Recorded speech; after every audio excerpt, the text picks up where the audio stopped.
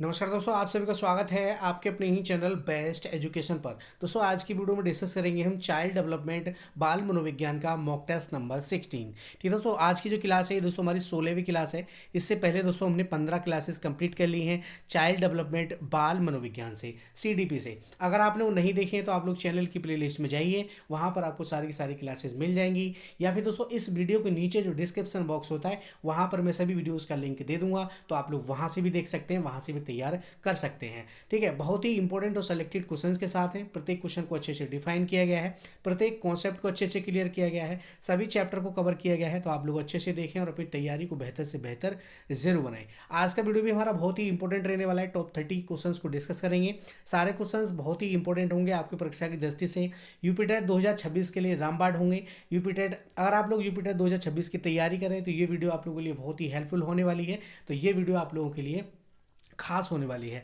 तो वीडियो को पूरा वॉच करें, प्रत्येक क्वेश्चन को लगाएं और लास्ट में कमेंट करके जरूर बताएं वीडियो कैसा रहा, क्वेश्चन कैसे रहे, आपका स्कोर क्या रहा, आपने 30 में से कितने क्वेश्चंस को सही किया। यूपी टेट के अलावा आप किसी भी परीक्षा की तैयारी करें, जैसे सी टेट का एग्जाम हो गया, सुपर टेट हो गया, रीट हो गया, ठीक है, मध्य प्रदेश टेट हो गया, उत्तराखंड टेट हो गया, ठीक है, जितने भी आपके टीचिंग से संबंधित एग्जाम होते हैं सभी के लिए समान रूप से इंपॉर्टेंट है। ठीक है, सभी क्वेश्चंस और सभी इससे पहले वाले जितने भी मॉक टेस्ट हैं, तो आप लोग अच्छे से लगाइए और अपनी तैयारी को बेहतर से बेहतर जरूर बनाइएगा। ठीक है, क्लास में एंड तक बने रहिए, प्रत्येक क्वेश्चन को लगाइएगा, वीडियो को छोड़ करके नहीं भागना है। ठीक है, और कॉपी और पेन से साथ में लेकर के बैठा करिए। जो भी इंपॉर्टेंट चीज़ें होंगी उनको हम डिस्कस करते चलेंगे, चाहे परिभाषाएं हो या क्वेश्चन से संबंधित अदर फैक्ट हो। ठीक है, तो उनको हम डिस्कस करते चलेंगे, आप लोग नोट डाउन करते रहिएगा। तो चलिए शुरू करते हैं आज की क्लास जबरदस्त क्वेश्चंस के साथ, बहुत ही इंपॉर्टेंट क्वेश्चंस के साथ। क्वेश्चन नंबर 1 है, आपकी स्क्रीन पर कमेंट कीजिएगा। संग्रहण सिद्धांत निम्न में से किससे संबंधित है? संग्रहण का जो सिद्धांत है वो किससे संबंधित है? अधिगम, अभिप्रेरणा, स्मृति या सृजनात्मकता? बताइए इनमें से कौन सा ऑप्शन सही हो जाएगा। संग्रहण का सिद्धांत जो है, संग्रहण सिद्धांत निम्न में से किससे संबंधित है? तो दोस्तों ये हमारा स्मृति से संबंधित है, मेमोरी से संबंधित है, स्मृति से। इस सिद्धांत के अनुसार दोस्तों स्मृति में अनेक विचार, ठीक है, अनुभव और सूचनाएं एक साथ मिलकर संघनित हो जाती हैं। ठीक है, तो यहाँ पर हमारा ऑप्शन नंबर सी बिल्कुल राइट होगा क्वेश्चन नंबर 1 के लिए। एक से एक टॉप क्वेश्चन देखने के लिए मिलेगा। ठीक है, यूपी टेट 2026 के लिए रामबाण क्लास है, यूपी टेट 2026 की तैयारी कर रहे हैं। 30 प्रश्न दोस्तों हमसे पूछे जाते हैं, CDP से 30 प्रश्न हमसे पूछे जाते हैं। तो 30 में से 30 क्वेश्चन हम सही करके आएंगे। आप लोग बने रहिए, चैनल के साथ बने रहिए। ठीक है, और जितने भी मॉक टेस्ट करा रहे हैं सभी के लिए ज़रूर देखिएगा। ठीक है, क्वेश्चन के साथ साथ हम कॉन्सेप्ट भी क्लियर करते चल रहे हैं। ठीक है, तो आप लोग अच्छे से देखें और अपनी तैयारी को बेहतर से बेहतर बनाते रहिए। ठीक है, प्रयास अगर अच्छा लगे तो वीडियो को लाइक और शेयर जरूर कीजिएगा। अगर आपको लगता है कि आपके जो सपने हैं, आपके जो गोल हैं, उनमें मैं आपकी थोड़ी भी हेल्प कर रहा हूँ, तो आप लोग वीडियो को शेयर करें और चैनल को सब्सक्राइब जरूर करें। ठीक है, और अपने दोस्तों तक जरूर पहुंचाएं, मतलब वीडियो के लिए। ठीक है, और वीडियो के लिए फीडबैक जरूर दें और आपका स्कोर क्या रहा कमेंट सेक्शन में कमेंट करके जरूर बताएं। ठीक है दोस्तों, तो चलिए नेक्स्ट क्वेश्चन देखते हैं। Question number 2। क्वेश्चन नंबर 2 है, क्षेत्र सिद्धांत निम्न में से किस वर्ग का योगदान है? ठीक है, क्षेत्र सिद्धांत निम्न में से किस वर्ग का योगदान है? व्यवहार व्यवहार विधियों, ठीक है, संरचना विदों, ठीक है, मनोविश्लेषणकों का या गेस्टाल्टवादियों का? बताइए इनमें से कौन सा ऑप्शन सही हो जाएगा। क्षेत्र सिद्धांत निम्न में से किस वर्ग का योगदान है? तो दोस्तों ये आपका गेस्टाल्टवादियों का दिया हुआ है। ठीक है, तो ऑप्शन नंबर डी हमारा बिल्कुल राइट है क्वेश्चन नंबर 2 के लिए। ठीक है दोस्तों, क्षेत्र का सिद्धांत किसने दिया है? तो दोस्तों ये आपका कर्ट लेविन ने दिया है। आपसे पूछा जा सकता है, सीधा सीधा पूछा जाता है कि क्षेत्र सिद्धांत किसने दिया? तो दोस्तों कर्ट लेविन ने दिया था। ठीक है, याद रखिएगा, इस चीज़ को आप लोग नोट डाउन कर लीजिए। तो ऑप्शन नंबर डी हमारा बिल्कुल राइट है क्वेश्चन नंबर 2 के लिए। चलिए नेक्स्ट क्वेश्चन देखते हैं। क्वेश्चन नंबर 3, भाटिया बैटरी का प्रयोग निम्न में से किसके मापन हेतु किया जाता है? भाटिया बैटरी, डॉक्टर मोहन भाटिया ने इसका आविष्कार किया था। ठीक है, उन्होंने इसको बताया था, और कब बताया था दोस्तों? 1955 में। ठीक है, 1955 में इसका आविष्कार किया। ठीक है, उन्होंने इसको दिया था 1955 में। तो भाटिया बैटरी परीक्षण जो है, इसमें दोस्तों हमारे कितने, ठीक है, इसमें दोस्तों हमारे 5 उप परीक्षण होते हैं और 11 से 16 वर्ष के बच्चों पर ये किया जाता है, प्रयोग किया जाता है। ये बुद्धि मापन के लिए किया जाता है। तो सी ऑप्शन हमारा बिल्कुल राइट होगा क्वेश्चन नंबर 3 के लिए। चलिए नेक्स्ट क्वेश्चन देखते हैं। क्वेश्चन नंबर 4, अभिक्रमायोजित अधिगम का प्रत्यय किसने दिया? अभिक्रमायोजित अधिगम का प्रत्यय किसने दिया? हल ने, थॉर्नडाइक ने, स्किनर ने या दोस्तों वाटसन ने? तो यहाँ पर हमारा ऑप्शन नंबर सी बिल्कुल राइट है दोस्तों, स्किनर ने दिया था। ऑप्शन सी आपको बिल्कुल करेक्ट हो जाएगा। चलिए नेक्स्ट क्वेश्चन देखते हैं। क्वेश्चन नंबर 5, व्यवहारिक क्षमताओं में वह सापेक्ष स्थायी परिवर्तन जो कि प्रबलित अभ्यास का परिणाम होता है उसे क्या कहते हैं? ठीक है, व्यवहारिक क्षमताओं में वह सापेक्ष स्थायी परिवर्तन जो कि प्रबलित अभ्यास का परिणाम होता है उसे क्या कहते हैं? अधिगम कहते हैं, अभिप्रेरणा कहते हैं, या अभिवृत्ति, या दोस्तों अभिक्षमता? ठीक है, बताइए यहाँ पर कौन सा ऑप्शन सही हो जाएगा? तो उसके लिए दोस्तों हम क्या कहते हैं? अधिगम कहते हैं। ठीक है दोस्तों, क्या कहते हैं? अधिगम, लर्निंग। तो ऑप्शन नंबर ए हमारा बिल्कुल राइट होगा क्वेश्चन नंबर 5 के लिए। चलिए नेक्स्ट क्वेश्चन देखते हैं। क्वेश्चन नंबर 6, क्वेश्चन नंबर 6 है, संज्ञान किस बुद्धि के सिद्धांत का हिस्सा है? संज्ञान जो है ये किस बुद्धि के सिद्धांत का हिस्सा है? प्रतिदर्शन सिद्धांत, समूह सिद्धांत, गिलफोर्ड का सिद्धांत, या फ्लूइड तथा क्रिस्टलाइज्ड सिद्धांत? बताइए इनमें से कौन सा ऑप्शन सही हो जाएगा क्वेश्चन नंबर 6 के लिए? तो दोस्तों संज्ञान किस बुद्धि के सिद्धांत का हिस्सा है? तो दोस्तों आपका फ्लूइड तथा क्रिस्टलाइज सिद्धांत का हिस्सा है। तो ऑप्शन नंबर डी हमारा बिल्कुल राइट होगा क्वेश्चन नंबर 6 के लिए।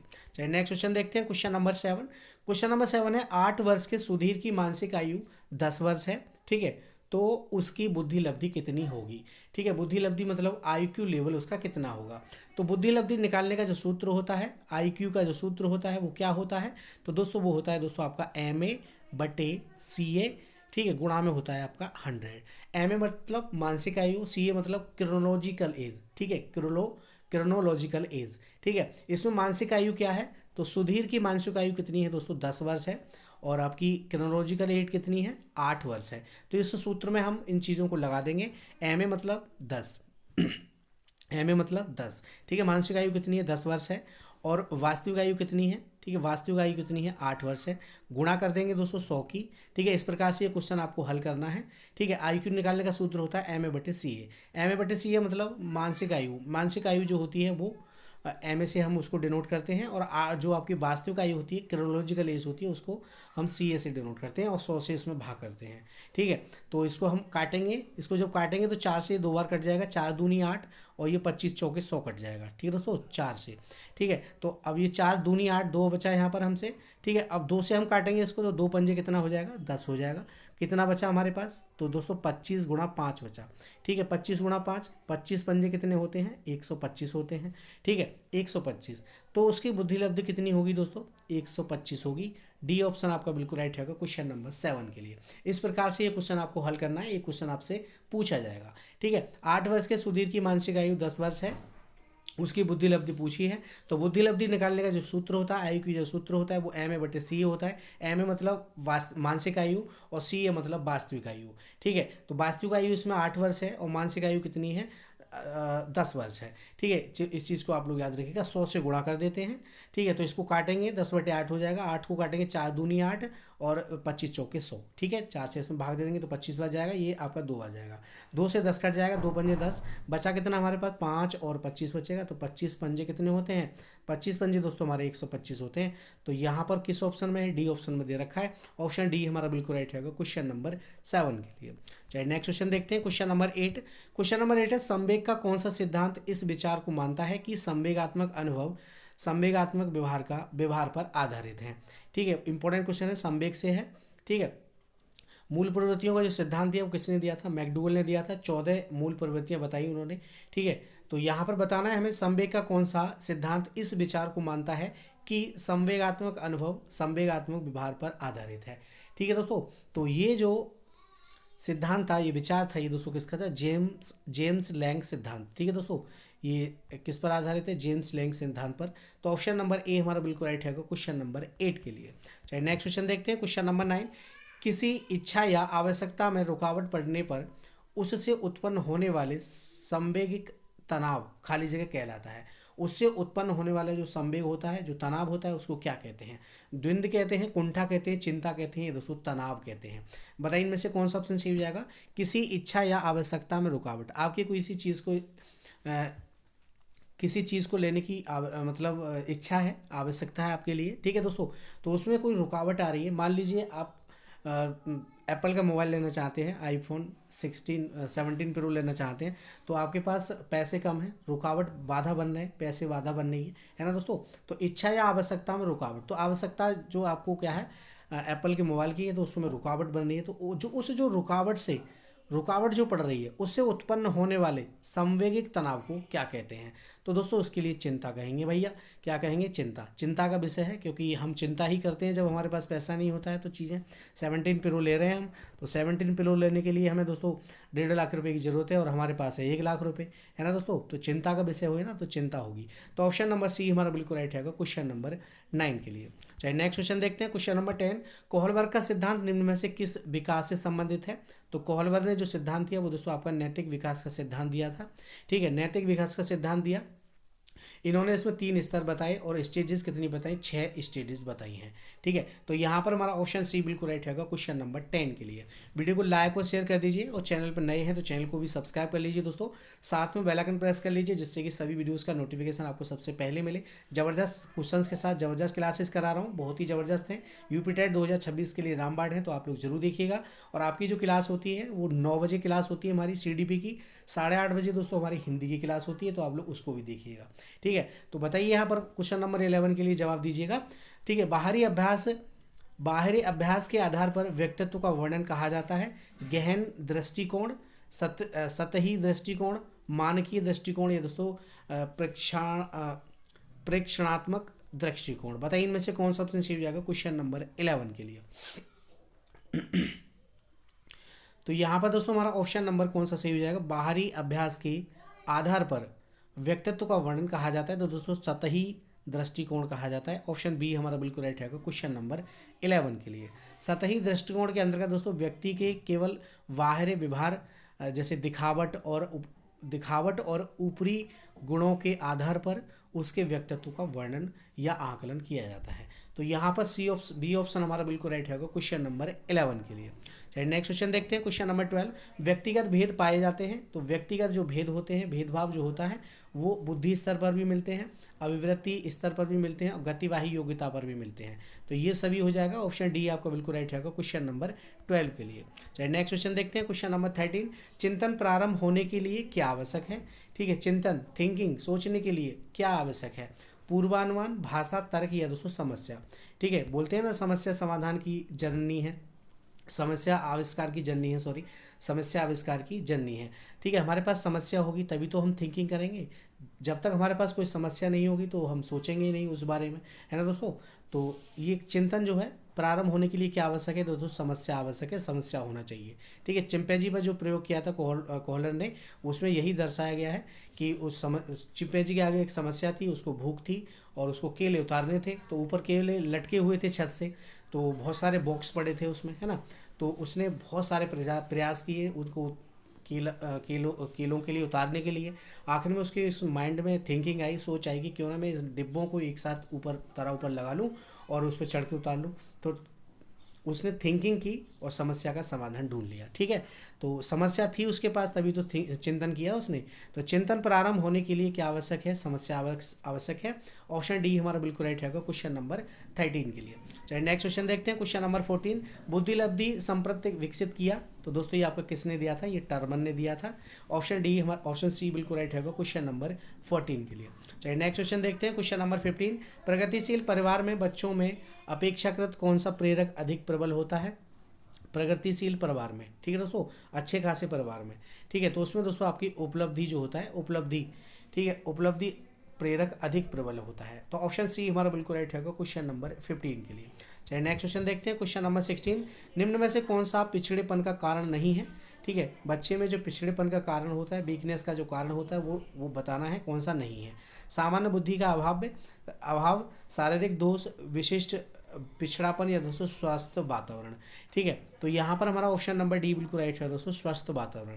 स्वस्थ वातावरण जो होता है ये दोस्तों आपका पिछड़ेपन का कारण नहीं है। ठीक है, सामान्य बुद्धि का अभाव बिल्कुल होता है। जब बच्चे की सामान्य बुद्धि नहीं होगी तो वो पिछड़ेपन से ग्रसित होगा। ठीक है, शारीरिक दोष हो सकता है, विशिष्ट पिछड़ापन हो सकता है, ये तीनों तो आपके होते हैं, लेकिन स्वास्थ्य वातावरण ये नहीं होता है। तो ऑप्शन नंबर डी हमारा बिल्कुल राइट है क्वेश्चन नंबर 16 के लिए। चलिए नेक्स्ट क्वेश्चन देखते हैं, क्वेश्चन नंबर 17। व्यक्तित्व का पहला प्रकारात्मक वर्गीकरण प्रस्तुत किया। ठीक है, व्यक्तित्व का पहला प्रकारात्मक वर्गीकरण जो किया था वो किसने दिया था? तो दोस्तों आपका हिप्पोक्रेटस ने दिया था। ठीक है, सी ऑप्शन हमारा बिल्कुल राइट है क्वेश्चन नंबर 17 के लिए। चलिए नेक्स्ट क्वेश्चन देखते हैं, क्वेश्चन नंबर 18। सामान्य तथा विशिष्ट कारक सिद्धांत का प्रतिपादन किया। सामान्य तथा, ठीक है, जी फैक्टर और दोस्तों आपके एस फैक्टर। ठीक है, सामान्य तथा विशिष्ट कारक सिद्धांत किसने दिया था? तो दोस्तों ये आपका स्पेयरमैन ने दिया था। ऑप्शन बी आपका बिल्कुल राइट हो जाएगा। चलिए नेक्स्ट क्वेश्चन देखते हैं, क्वेश्चन नंबर 19। तनाव को कम करने के लिए अप्रत्यक्ष ढंग कहलाते हैं। समस्या समाधान विधि, रक्षात्मक यांत्रिकी, व्यक्तित्व विधि या इनमें से कोई नहीं। ठीक है, तो यहाँ पर हमारा ऑप्शन नंबर बी बिल्कुल राइट है दोस्तों, रक्षात्मक यांत्रिकता। ऑप्शन बी हमारा बिल्कुल राइट हो जाएगा। चलिए नेक्स्ट क्वेश्चन देखते हैं, क्वेश्चन नंबर 20। मानसिक, खाली जगह, मानसिक की संरचना तथा कृत्यों में विभेद का परिणाम होता है तनाव, बिछड़ापन, डिसलेक्सिया या इनमें से कोई नहीं। तो यहाँ पर दोस्तों हमारा ऑप्शन नंबर सी बिल्कुल राइट है दोस्तों, डिसलेक्सिया। डिसलेक्सिया मानसिक की संरचना तथा कृत्यों में विभेदन का परिणाम होता है। तो ऑप्शन सी हमारा बिल्कुल राइट है क्वेश्चन नंबर 20 के लिए। चलिए नेक्स्ट क्वेश्चन देखते हैं, क्वेश्चन नंबर 21। जिन बालकों की बुद्धि लब्धि, खाली जगह है, साधारणतः उन्हें मानसिक न्यूनता ग्रसित की श्रेणी में रखते हैं। ठीक है, तो जिन बालकों की बुद्धि लब्धि 70 से कम होती है, ठीक है, 70 से जिनकी कम होगी, नीचे होगी, उनको दोस्तों साधारणतः उन्हें मानसिक न्यूनता ग्रसित श्रेणी में रखा जाता है। ठीक है, तो ऑप्शन नंबर है हमारा ए बिल्कुल राइट होगा क्वेश्चन नंबर 21 के लिए। चलिए नेक्स्ट क्वेश्चन देखते हैं, क्वेश्चन नंबर 22। बच्चों में अमूर्तमान प्रत्ययों को ग्रहण करने की योग्यता होती है। ठीक है, तो वो होती है दोस्तों आपकी प्रतिभाशाली बच्चों में। ठीक है, अमूर्त चीज़ों को, जो चीज़ें देखी नहीं उनके बारे में तर्क करने की, कल्पना करने की जो शक्ति उत्पन्न होती है वो प्रतिभाशाली बच्चों में होती है। ठीक है, तो ऑप्शन नंबर बी हमारा बिल्कुल राइट होगा क्वेश्चन नंबर 22 के लिए। चलिए नेक्स्ट क्वेश्चन देखते हैं, क्वेश्चन नंबर 23। निम्न में से कौन सी सामाजिक रूप से वंचित की समस्या नहीं है? सामाजिक रूप से वंचित की समस्या नहीं है। सीखने के लिए प्रेरणा का अभाव, ये बिल्कुल सही है। ठीक है, सीखने के लिए प्रेरणा का अभाव। ठीक है, तो जो सामाजिक रूप से वंचित बच्चे होते हैं उनके लिए सीखने के लिए प्रेरणा का अभाव होता है, ऐसा नहीं होता है। तो ऑप्शन नंबर ए बिल्कुल राइट होगा क्वेश्चन नंबर 23 के लिए। चलिए नेक्स्ट क्वेश्चन देखते हैं, क्वेश्चन नंबर 24। निम्न में से कौन सा मूल्यांकन का प्रकार नहीं है? ठीक है, मूल्यांकन का प्रकार नहीं है ये बताना है। मानक, निर्माणात्मक, योगात्मक या सीसीई। तो निर्माणात्मक भी मूल्यांकन होता है, योगात्मक भी होता है, सीसीई भी होता है, मानक नहीं होता है। तो ऑप्शन नंबर ए हमारा बिल्कुल करेक्ट हो जाएगा। चलिए नेक्स्ट क्वेश्चन देखते हैं, क्वेश्चन नंबर 25। शिक्षण प्रक्रिया में विद्यार्थी है, शिक्षण प्रक्रिया में जो स्टूडेंट होता है, जो छात्र होता है, वो आश्रित चर है, स्वतंत्र चर है, मध्यस्थ चर है या दोस्तों इनमें से कोई नहीं। ठीक है, शिक्षण प्रक्रिया में 3 चर होते हैं आपके। ठीक है, आश्रित, स्वतंत्र और मध्यस्थ।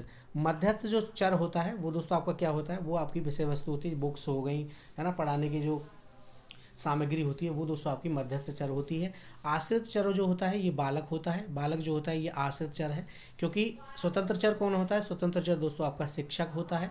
कौन होता है दोस्तों? शिक्षक होता है। ये मध्यस्थ चर दोस्तों आपकी पुस्तक हो गई, जो विषय वस्तु होती है, जो सामग्री होती है वो होती है। क्योंकि बालक जो होता है वो शिक्षक और मध्यस्थ चर पर आश्रित होता है। शिक्षक पढ़ाएगा तभी तो बच्चा पढ़ेगा, है ना, बुक्स होंगी तभी तो बच्चा पढ़ेगा, तो इन पे आश्रित होता है, तो आश्रित चर होता है बच्चा। ऑप्शन नंबर ए हमारा बिल्कुल राइट है क्वेश्चन नंबर 25 के लिए। नेक्स्ट क्वेश्चन देखते हैं, क्वेश्चन नंबर 26। आरटीई एक्ट 2009 के अनुसार शिक्षक हेतु प्रति सप्ताह कार्य घंटे हैं। ठीक है, एक शिक्षक प्रति सप्ताह कितने घंटे कार्य करेगा? तो 45 घंटे कार्य करेगा भैया। ठीक है, 30:1 होता है। ठीक है, 30 बच्चों पर एक विद्यार्थी होता है। अधिकतम कितने हो सकते हैं? 35:1 हो सकता है। 35 बच्चों पर एक विद्यार्थी, शिक्षक होता है। ठीक है, 30 पर 1 होता है। अगर थोड़ा सा बढ़ाएंगे तो 35 पे 1 हो सकता है शिक्षक, 35 बच्चों पर 1। ठीक है, तो कितने सप्ताह कार्य करेगा? तो 45 घंटे कार्य करेगा एक सप्ते में। प्रति सप्ताह कितने घंटे? 45 घंटे।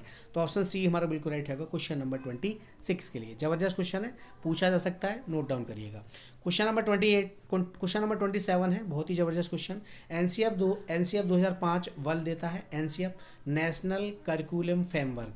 ठीक है, तो 2005 जो है ये बल देता है करके सीखने पर, रटने पर, समस्या हल करने पर या ये सभी। तो दोस्तों यहाँ पर रटने पर बिल्कुल नहीं देता है, समस्या पर नहीं, करके सीखने पर बल देता है। ठीक है, करके सीखने पर बल देता है एनसीएफ 2005। ठीक है, तो ऑप्शन नंबर ए हमारा बिल्कुल राइट है क्वेश्चन नंबर 25, क्वेश्चन नंबर 27 के लिए। चलिए नेक्स्ट क्वेश्चन देखते हैं, क्वेश्चन नंबर 28। निम्न में से कौन सा मूल्यांकन के त्रिकोण का भाग नहीं है? तो ये बताना है हमें, ठीक है, कौन सा मूल्यांकन के त्रिकोण का भाग नहीं है, ठीक है। तो ये हो जाएगा दोस्तों आपका शिक्षण अनुभव, ठीक है दोस्तों। तो मूल्यांकन में शिक्षण अनुभव जरूरी नहीं होता है, शैक्षिक उद्देश्य होना चाहिए, मूल्यांकन होना चाहिए और अधिगम अनुभव होना चाहिए, ठीक है। शिक्षण अनुभव की जरूरत नहीं है। तो ऑप्शन नंबर सी हमारा बिल्कुल राइट है क्वेश्चन नंबर 28 के लिए। चलिए नेक्स्ट क्वेश्चन देखते हैं, क्वेश्चन नंबर 29। वातावरण वह बाहरी शक्ति है जो हमें प्रभावित करती है, किसने कहा था, ये किसकी परिभाषा है। वातावरण वह बाहरी शक्ति है जो हमें प्रभावित करती है, किसने कहा, तो दोस्तों ये आपके रॉस ने कहा था। ऑप्शन नंबर बी आपका बिल्कुल राइट हो जाएगा। चलिए नेक्स्ट क्वेश्चन देखते हैं, क्वेश्चन नंबर 30 और इस वीडियो का लास्ट। तर्क, जिज्ञासा तथा निरीक्षण शक्ति का विकास होता है 7 वर्ष की आयु में, ठीक है, 11 वर्ष, 9 वर्ष या 6 वर्ष की आयु में।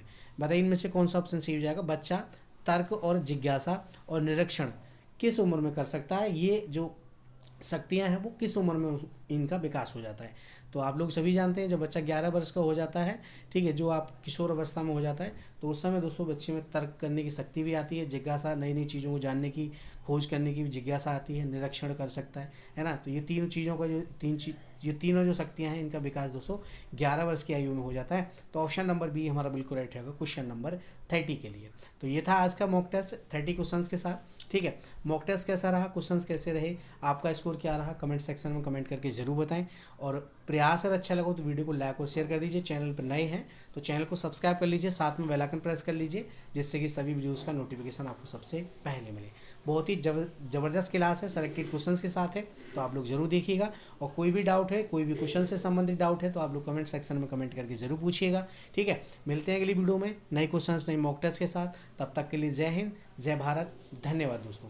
क्लास की जो टाइमिंग है वो हमारी 9 बजे होती है क्लास, तो 9 बजे जरूर जुड़िएगा, रात को 9 बजे, ठीक है। और 8:30 बजे हमारी हिंदी की क्लास होती है, यूपी टेट और यूपीपी स्पेशल, तो उसको भी आप लोग जरूर देखिएगा। चलिए मिलते हैं अगली वीडियो में, धन्यवाद दोस्तों।